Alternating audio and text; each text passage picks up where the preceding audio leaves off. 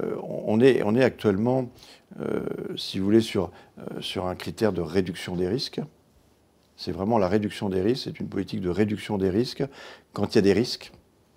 Ça veut dire que quand il n'y a pas encore de maladie réelle, et de limitation des dégâts quand il y a déjà des dégâts.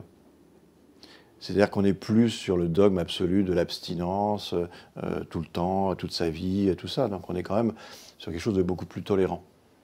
Et ça marche beaucoup mieux.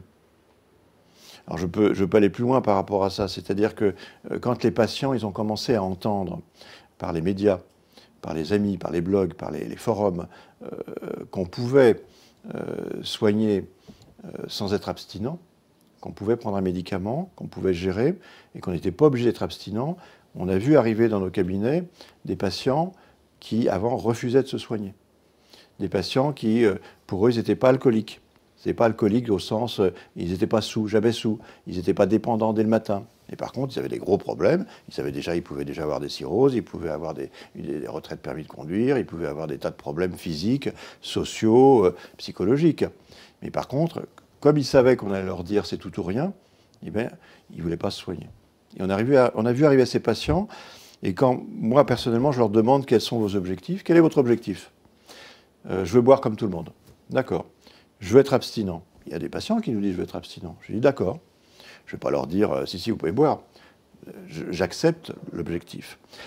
Ce qui est bluffant avec le baclofène, c'est que quand les patients, un certain nombre de patients, ils ont comme objectif de boire comme tout le monde, qui nous disent au bout de 3-4 mois, ben vous savez, je ne bois plus.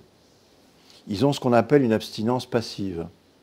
C'est-à-dire que l'abstinence devient une conséquence du traitement et non pas un objectif du traitement. Et là, ça change complètement la prise en charge de ces patients et des patients en général. Donc vous voyez, moi je trouve que c'est un point très important. L'abstinence peut être une conséquence du traitement et ça n'est pas un objectif. C'est une abstinence passive, naturelle, l'indifférence, et non pas active, où toute la journée, je suis alcoolique, il ne faut pas que je boive, je suis alcoolique, il ne faut pas que je boive. Et ça change la vie de beaucoup, beaucoup de patients. Voilà ce qu'apporte le baclofène.